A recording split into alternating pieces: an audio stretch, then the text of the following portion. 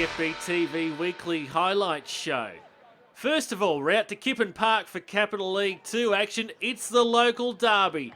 The Ipswich side's going at it as Weston Spirit host Ipswich City. All played straight to Mansion on that occasion. Now he gets the return ball. Cross becomes a shot, and Fuller elects to tip it over the crossbar. Good decision in there in the end from the Western Spirit custodian. Played on there by Wallace, back for Manton. And with Hilly in close proximity. Again, Fuller tips it over his bar. Forward here by Hancock. Oh, and the Western Spirit player has been crunched there. And the yellow card ensues. Trying to head it on there for his keeper was Mark Fancourt. Dean Stenzel deep off his line.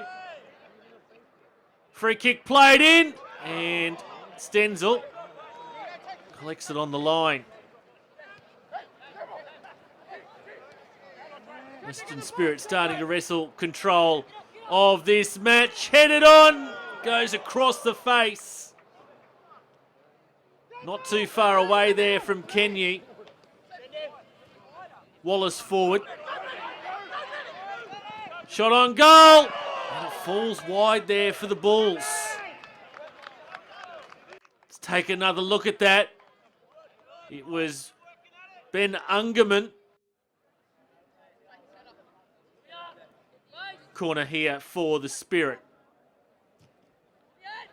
Played in deep and headed straight into the back of the net by Joel Hancock. Locals happy with that one. Joel Hancock wins the aerial battle. Kenny was also there. 1 goal to the good Western Spirit. And here again, they come from a corner. Claims of handball there against Kirshner. Not given by the referee. And his arm was outstretched and it looked to take a touch, and Kirshner actually looked to stop there for a moment, so perhaps pleading a little guilty. Now Arena on for Kenye. Kenye gets one-on-one there, and Stenzel makes the save. Here's another corner here for the Spirit, and again they've scored.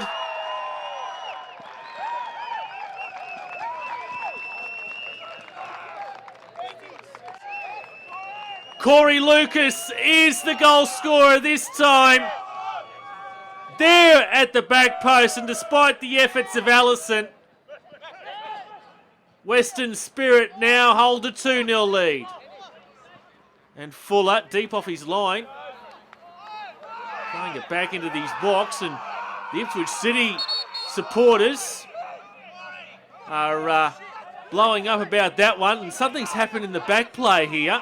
And quite some aggravation being shown by the Western Spirit player, who feels he's been aggrieved. Now, the referee is consulted with the assistant, and Sam Wallace has been sent off for an incident that's occurred behind the play. Not sure the referee was pointing to an elbow there.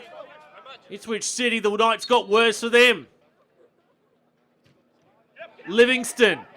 Oh, and Stenzel, he didn't know a lot about it, but he was able to get in the way of that shot in the end and denied the third. Oh, was it the woodwork, actually? And Stenzel collects on his line, and that's full time. Western Spirit have taken the honours in the local derby, 2-0. University of Queensland Football Club is celebrating its 60 years, and I'm here with the first president, Dr. Tony Neverson. Tony, I bet the club looked a lot different back then than it does now. It certainly does. When we started off, we had 14 players. We started off early in 1955, and within 3 months we were playing into varsity. So we went down to Sydney to play, and there were only 3 universities. There was Melbourne, Sydney, Adelaide, and Queensland was the 4th. So we had a great time. Most of our players were Asian Colombo Plan boys, which was good because they didn't drink and left more booze for the Anglo-Saxons. We were asked to go up on Easter to Rockhampton. In those days you went by train. We got on the train, took us almost 20 hours to get to Rocky. In Rocky we played Central West and Rockhampton, and then on the Sunday we had to go down to Maryborough to play Maryborough. Now there was no train, no passenger train out of Rocky, so they put a carriage on the back of a cattle wagons. So you can imagine the pong that there was before we got to Maryborough, which was about 12 hours. So we organised a fair bit of booze for the 4 Anglo-Saxons to enjoy whilst our Asian colleagues just slept. Now, 60 years later, it's interesting to see that Australian graduates are now going to Asian countries in a reverse Colombo plan. But it was certainly very good because these kids were great boys. They had no friends. My wife was probably the only woman they'd seen for a long time, and a white woman anyway. And she was our only supporter. And she was a great supporter. She wasn't my wife in those days, just my girlfriend.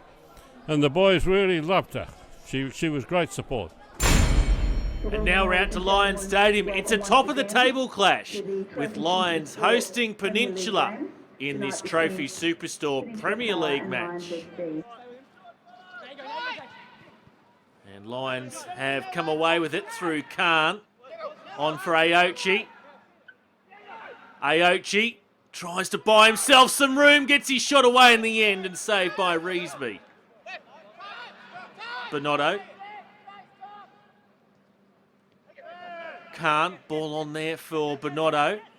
Back again for Bonotto. Aochi, he's gone down. Referee McDonald rules no contact. Let's see if we can pick something up here between Brent Holden and Aochi.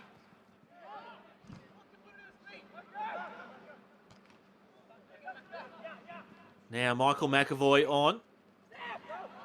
Here is Furigall. He's beaten the offside trap. Peninsula have opened the scoring close to the quarter-hour mark. Ball through the channel. And Sean Furigall slots it past Phil Zabax. Peninsula have a 1-0 lead. On by Mamaki. Here's Khan again. Met by Reesby. And that one's going to fall wide of the upright. And again, Aochi involved in an incident. Looking for some contacts. Oh, Furigall, late challenge there. And the Lions players asking why there wasn't a yellow. Warren Moon, of course, former coach of Furigall's at Peninsula Power. As Moon strong on the ball. On for Carlos. Now Khan just chips it over here for Carlos. He goes down, and this time referee Nathan McDonald has pointed to the spots. And the yellow card comes out there for Zach Burns. The 2 number 12s going at it. And obviously Zach Burns and Jake Reesby not happy with that decision. Here's Andre Bonotto with the penalty chance. Sends it the wrong way of Reesby.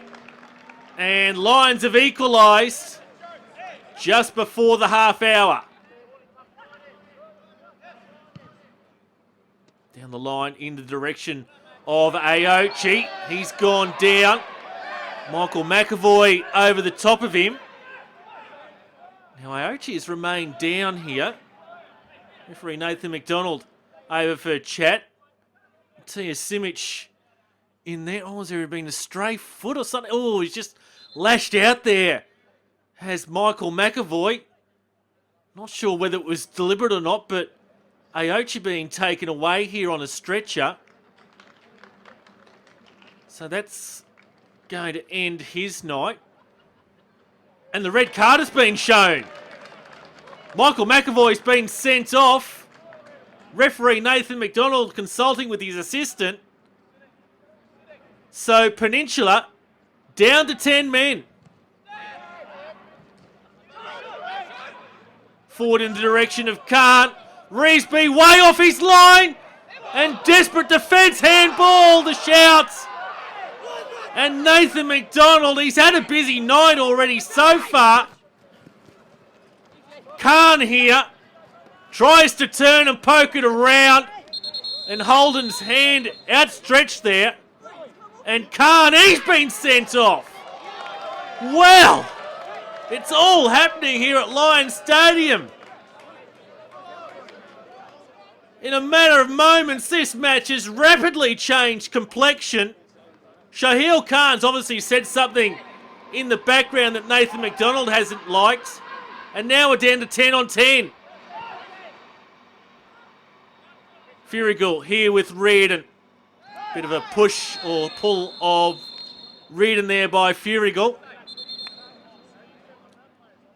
And he's been sent off. Wow, 3 red cards here. And Peninsula now down to 9.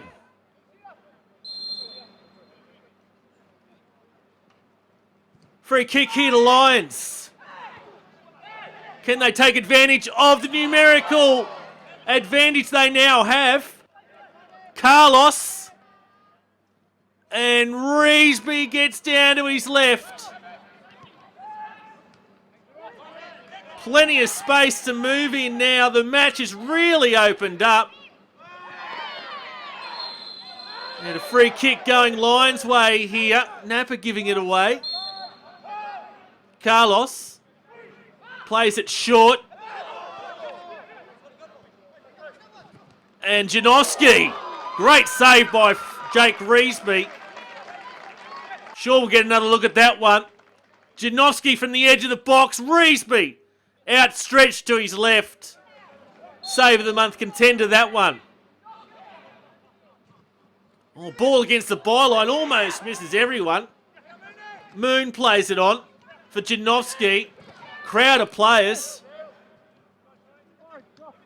Reesby with that free kick.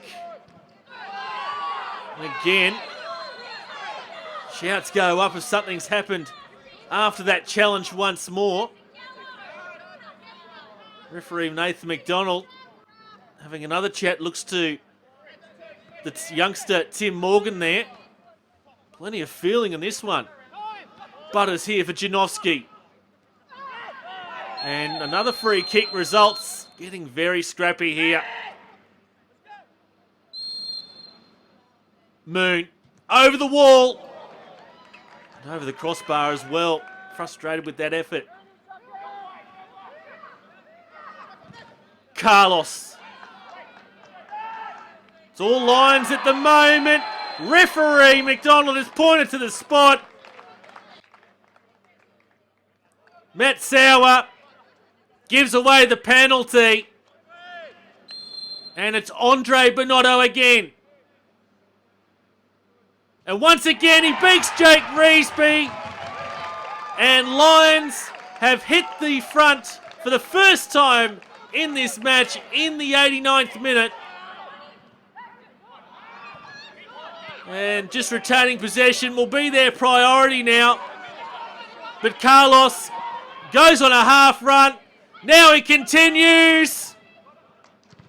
On for Bonotto. He has 3. Lions have the 3 points. Well, Sean Carlos, hard working as always tonight, set that one up. And Andre Bonotto able to put it away. Dying moments here. Can Lions improve their goal difference even further? Carlos goes down again. This match has had it all. Long range effort there. Drifts over the crossbar. That's it. Well, that match will be talked about for a while. Lions retain the top of the league status though, 3-1 against Peninsula. So on to the Trophy Superstore Premier League results. Ipswich Knights caused an upset against Logan on Friday night. Capella Bar defeated Albany Creek. Mitchelton by the same scoreline over Wolves. UQFC comprehensive 6-0 winners against Taringa. East defeated Rochdale, and as we've just seen, Lions defeated Peninsula. So Lions have an 8-point lead on top from Mitchelton and Peninsula, both on 28. Logan on 24. Trophy Superstore Premier League Championship table. Lions lead the way, a handy gap over East. Down the bottom, not much separating 6th to 12th in reality. Wolves and Taringa occupy the relegation positions at the moment though. Capital League 1, Annerley defeated Brisbane Knights. Bayside and Brisbane Force was postponed due to a waterlogged pitch. Holland Park defeated North Star. A massive upset as Grange Thistle defeated North Pine. Pine Rivers and Mount Gravatt shared the spoils. So too did Southside Eagles and Moggle. North Pine are still top of the league, a 1-point lead over Holland Park and Pine Rivers. Moggle just 3 points behind, so too are Mount Gravatt. It's a crowded table. Capital League 2, Centenary defeated the Gap as we saw. Weston Spirit got over Ipswich City.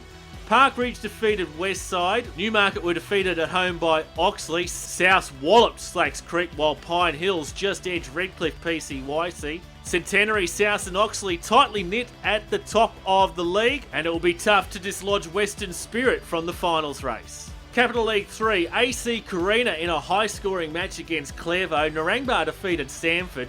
Virginia 7-1 over Jimboomba. New Farm defeated Kangaroo Point Rovers. Toowong were 5-0 winners against Tarragindi, while Acacia Ridge defeated Ridge Hills 2-1. Onto the ladder, and New Farm lead the way from Virginia, Acacia Ridge and Toowong. Capital League 4, no score in from Greenbank and Logan City Kings. Maroondah defeated Logan Village, while Barden-Latrobe defeated Logan City Kings. Brighton with the bye. Barden-Latrobe lead the way. They have a handy 5-point gap at the top of the table. On to the Brisbane Women's Premier League, and Annerley and Logan had a 2-all draw. Eastern Suburbs 7-2 over Pine Hills, while Toowong and UQFC also had a 2-all draw. Capella Bar and Mitchelton was postponed due to the weather, while South had the bye. Pine Hills still lead the way. That gap is narrowing though over Logan, Annerley and East in the other finals positions for the time being. So coming up on FB Media TV, our feature game is from round 15 of the Trophy Superstore Premier League as Rochdale and Logan fight out the M1 derby. The highlights show it's Capital League 2 action, Pine Hills versus the Gap, and Capital League 3, Tarragindi Tigers versus Virginia United. And we'll also have SC11 Super Youth League highlights from the under 14s and under 15s as Lions host Eastern Suburbs.